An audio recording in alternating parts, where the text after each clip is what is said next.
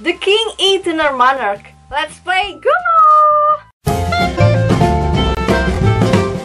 Let's play Gumo!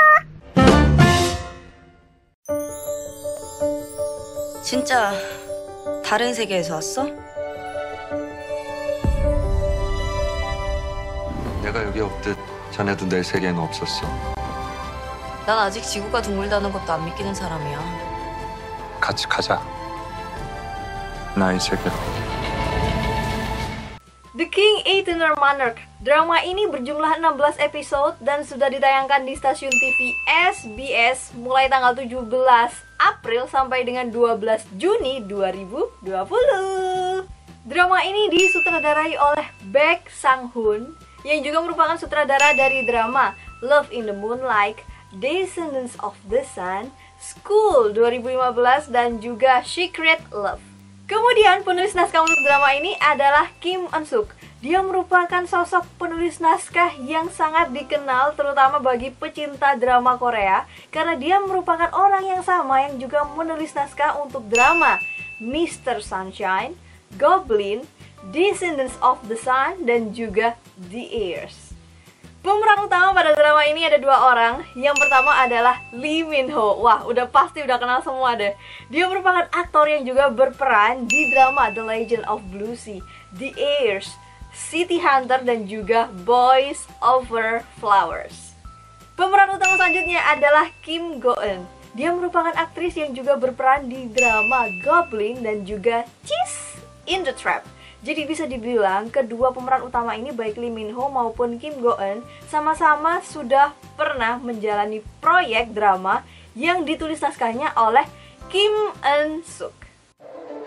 신이 인간 세상의 악마를 풀어놓았고 악마는 평행 세계에 문을 열고 만. 그 사람을 만나게 되면 무엇이 더해진 겁니까? 넌 어떨 것 같아? 드디어 찬을 보는군. Oke, kita langsung ke sinopsisnya. Jadi pada tahun 1994 di kerajaan Korea terjadi kerusuhan yang diakibatkan antar saudara. Raja Korea dibunuh saudaranya yang bernama Lee Lim dan anaknya Raja Korea yang bernama Lee Gon terluka di bagian leher. Penyebab dari kerusuhan itu adalah karena Lee Lim ingin merebut Manpa Sikjok yang dimiliki oleh Raja Korea. Jadi Manpa Sikjok itu adalah sebuah seruling legendaris yang dipercaya memiliki kekuatan gaib. Setelah sang raja terbunuh dan sang anak terluka, muncul sosok misterius yang melawan Lee Lim seorang diri. Akhirnya, Lee Lim dan para pengikutnya kabur membawa setengah bagian dari Manpa Sikjok. Setengahnya lagi ada di anaknya raja yaitu Lee Gon. Gak lama kemudian, sosok misterius yang membantu melawan Lee Gon itu pergi dengan meninggalkan sebuah ID card kepolisian dengan foto seorang perempuan yang bernama Letnan Jong Tae. Setelah kejadian ini, Lee Gon langsung diangkat menjadi raja meskipun usianya masih sangat muda. 25 tahun kemudian, Lee Gon yang sudah tumbuh dewasa diperankan oleh Lee Min-ho. Meskipun kelihatannya baik-baik aja dan dikelilingi oleh orang-orang terdekat yang sangat menyayanginya, Lee Gon masih sering murung dan memikirkan kejadian di malam pengkhianatan 25 tahun yang lalu. Dia juga sebenarnya masih belum 100% percaya bahwa Lee Lim yang dulu kabur itu sudah meninggal meskipun ada jenazahnya. Nah, suatu hari nih ya, Lee Gon mengejar seseorang yang berlari menggunakan jaket kelinci.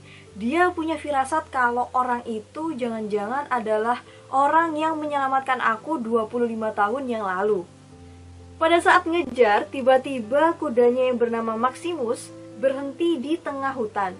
Seketika itu, Lee Gon mendengar suara seruling dan muncul sebuah gerbang misterius.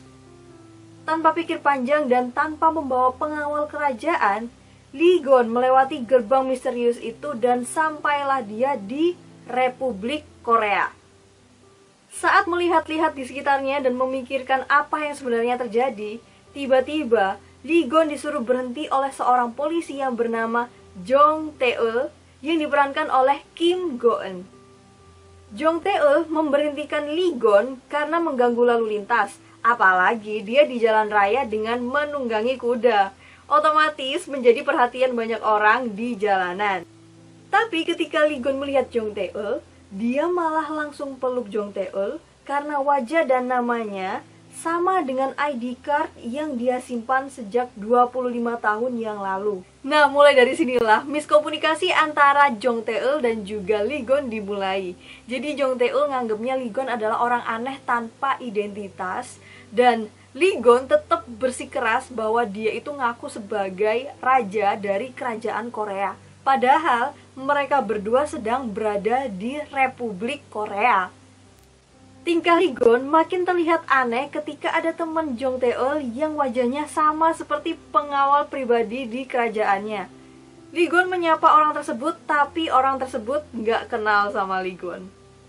Lama-kelamaan Lee Gon mulai menyadari bahwa dia sedang berada di dunia lain. Seruling Manpa Sikjok yang dimilikinya membuktikan bahwa dunia paralel itu ada. Dan seruling itu punya keistimewaan bisa menghubungkan Lee Gon ke dunia lain, di mana masing-masing dunia itu isinya sebenarnya sama, orang-orangnya sama, hanya saja identitas mereka berbeda. Oleh karena itu, Lee Gon bisa melihat ada orang yang wajahnya bisa persis banget, sama banget seperti pengawalnya di kerajaan Korea. Tapi kalau di kerajaan Korea namanya Jo Young, kemudian di Republik Korea namanya Jo Eun-sop. Dengan adanya hal ini, Lee Gon sadar bahwa kemungkinan besar si pengkhianat Lee Lim belum benar-benar meninggal. Bisa jadi itu adalah orang yang berwajah sama, tapi dari Republik Korea. Karena Lee Lim kan juga memegang setengah dari bagian seruling Manpa Sikjok, dan dia bisa mondar-mandir antara dua dunia, kerajaan Korea dan Republik Korea. Kira-kira, apakah memang benar si pengkhianat itu masih hidup? Kalau memang masih hidup, kenapa dia bersembunyi sampai 25 tahun lamanya? Lee Gon akhirnya mondar-mandir antara dunia kerajaan Korea dan Republik Korea. Di kerajaan Korea dia harus menjalankan kewajiban sebagai raja, dan di Republik Korea dia ingin memecahkan teka-teki Lee Lim. Di samping itu, keadaan semakin rumit karena Raja Lee Gon semakin jatuh cinta kepada Jong Tae-eul yang ada di Republik Korea. Lalu, apakah mereka bisa bersatu mengingat dunia mereka berbeda? 대한민국. 거기에 너랑 똑같이 생긴 사람이 있어. 나는 누구일까? 난 너야. 다른 세상의 너. 여기 있을까? 내가 살아남은 이유가.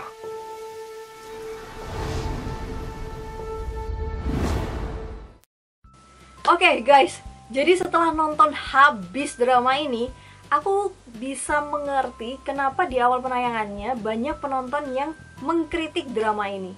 Menurutku teori Manpa Sikjok ini memang sangat rumit dan susah dicerna, terutama bagi orang yang lemot kayak aku. Di awal-awal itu aku cuma ngikutin aja jalan ceritanya dengan pemahaman yang mungkin cuma sekitar 70% gitu loh. Pokoknya yang musingin itu ya udahlah bodo amat, pokoknya nonton aja bodo amat terus gitu. Tapi sekitar pertengahan itu udah mulai paham dan udah mulai seru sih. Apalagi saat Raja Lee Gon akhirnya bertemu dengan pengkhianatnya bersama pasukannya masing-masing. Mulai dari situ menurut aku karakternya Lee Gon sebagai rajanya benar-benar keluar gitu loh. Karena dia harus menahan amarahnya demi keselamatan Jong Tae-eul dan juga rakyatnya. Jadi buat teman-teman yang masih maju mundur nih ya, kira-kira nonton drama ini nggak ya? Dilanjutin nggak ya nonton drama ini? Kok aku nggak nyambung ya sama ceritanya? Menurut aku lanjutin aja deh. Sambil kalian mencerna sedikit demi sedikit jalan ceritanya, kalian nikmatin aja nonton kocaknya Eun-sop, Jo Young, kemudian ada juga Jang Mi, Myung Nari, dan lain sebagainya. Kerumitan mikir teori Manpa Sikjok dan juga storyline dari drama ini menurut aku akan terbayar di episode terakhir, dan menurut aku juga cukup tak terduga sih endingnya.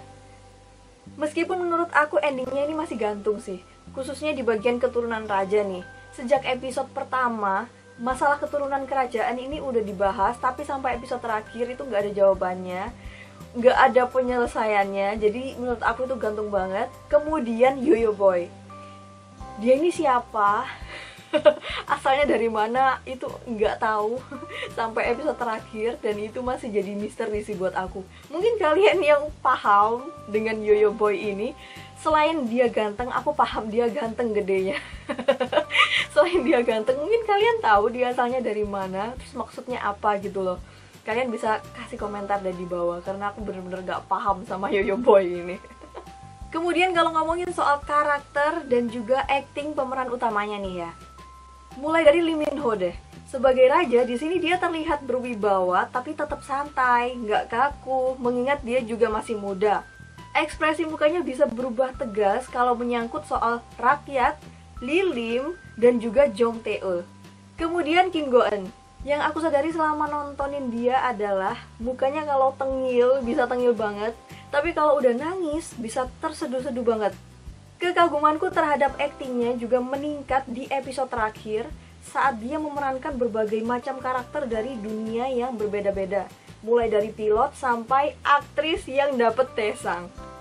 Selain kedua pemeran utama tersebut, buat yang udah nonton drama ini pasti sepakat sama aku kalau kalian juga salah fokus sama aktingnya Woo Do Han yang menjadi dua karakter, yaitu Jo Young dan juga Jo Eun Sop.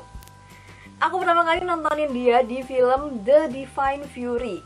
Di situ dia aktingnya bagus banget sebagai iblis, dan aku agak ngerasa kaget dan juga sangat terhibur ketika ngelihat dia menjadi sosok Jo Eun Sop, apalagi saat dialek busannya keluar. Lanjut soal sinematografinya.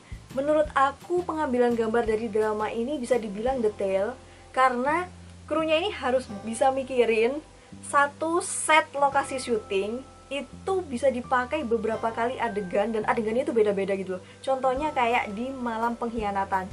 Di episode pertama diceritakan bagaimana, dan di episode-episode terakhir itu kan mengulang adegan yang di episode pertama, tapi dengan tambahan karakter dan juga perbuatan dari karakter itu yang berbeda gitu loh. Dia kan kayak merubah takdirnya gitu loh, yang awalnya kayak gimana jadi kayak gimana, kayak gitu loh.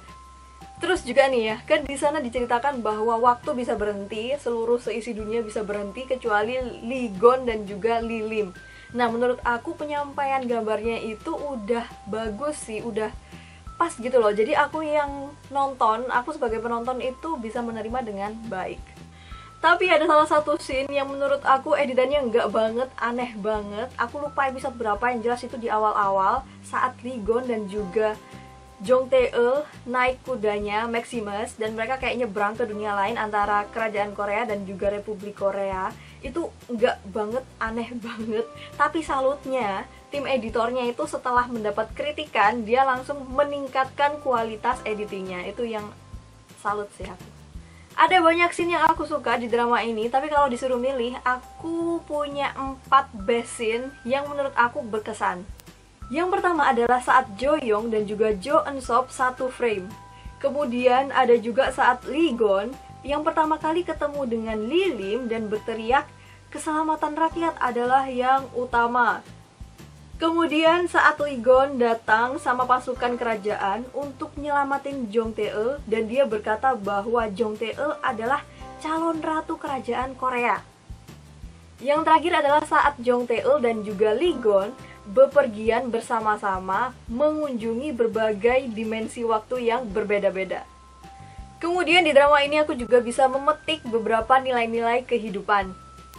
Yang pertama adalah kebahagiaan yang seutuhnya benar-benar nggak bisa diraih hanya karena kekayaan. Contohnya seperti Lee Gon yang menjadi raja. Dia udah punya tahta, harta, dan tetap aja dia bucin dan nempel terus nyariin Jong Tae-eul karena dia merasa bahagia banget kalau di dekatnya Tae-eul. Kemudian yang kedua, drama ini juga menunjukkan persahabatan yang kuat antara Lee Gon dan juga pengawalnya Jo Young. Jo Young bahkan mengabdi sampai mempertaruhkan nyawa untuk melindungi Lee Gon. Kemudian yang ketiga, keserakahan saat kamu berada di posisi puncak itu justru malah bisa dengan mudahnya menjatuhkan kamu. Hal ini bisa dilihat dari pengkhianatan yang dilakukan Lee Lim dan juga Perdana Menteri. Kemudian yang terakhir, ini yang paling penting sih, soal menghargai waktu. Jadi Ligon dan Taeul berada di dunia yang berbeda. Ligon banyak berjuang untuk bisa bertemu Taeul, dan Taeul juga selalu sabar menunggu. Di setiap mereka bertemu, mereka punya prinsip agar hidup untuk hari ini. Mereka akan sama-sama menikmati dan memakai waktu pertemuan mereka sebaik-baiknya. Rating dari drama ini fluktuatif antara 5 sampai dengan 11%. Rating tertinggi ada di episode 2 bagian kedua atau episode 4 dengan 11,6%. Kemudian rating terendah ada di episode 11 bagian pertama atau episode 21 dengan 5,2%. Oke, kurang lebih seperti itu review drama The King Eternal Manners versi Gomao. Kalau versi dari kalian gimana nih? Apakah sama seperti pendapatku? Kalian bisa tulis pendapat kalian di kolom komentar dan kita akan ketemu lagi di video selanjutnya.